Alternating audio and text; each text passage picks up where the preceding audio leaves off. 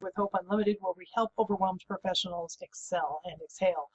Today, I want to share with you something I learned from a fellow friend and colleague. In the past, we used to work together, and now we are long-term friends.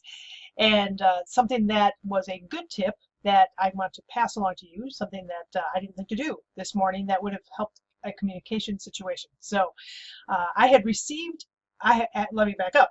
I had actually sent out my weekly Breath of Hope blog post, and so there's a subject line that has the blog post title.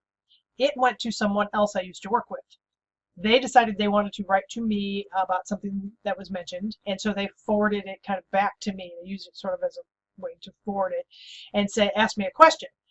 Well, I needed this friend to maybe chime in on it themselves too, to kind of help add to the situation. So I forwarded the email directly to them and said, are you willing to do this?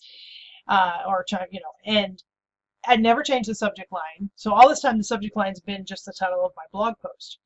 Well, my friend receives my blog post by email, apparently at a different email address. So she was a little surprised to see the same email come through at her work address. And she opened it primarily just to see if she was double subscribed or, what may be causing her to get it at her work address. And at that point, she then saw my question and saw the little discussion that was going on. And so she let me know that by not changing the subject line, I could have risked her never really dialing in on the fact that she was needed for input or some kind of action or something like that. So the tip for today is, if you are forwarding an email to somebody else, think about what the subject line might mean or not mean to them.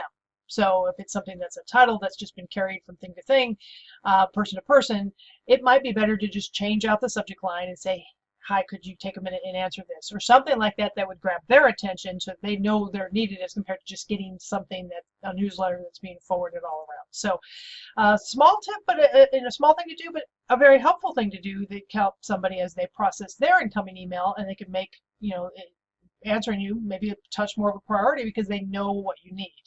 So I will, anyway, passing that along from a minor mistake on my part that I can now learn from and hopefully communicate a little more clearly in the future if I'm forwarding something along. So thanks for watching this channel and the different tips that I come up with, and I hope that you're having a wonderful day. And I ask, if you would you tell someone else about this channel so that we can have some more viewers.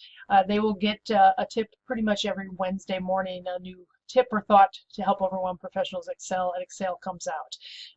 Low key, not a lot of videos, not a lot more content for you, just something that those of you who prefer video can subscribe to and receive every week. Thanks so much. Bye.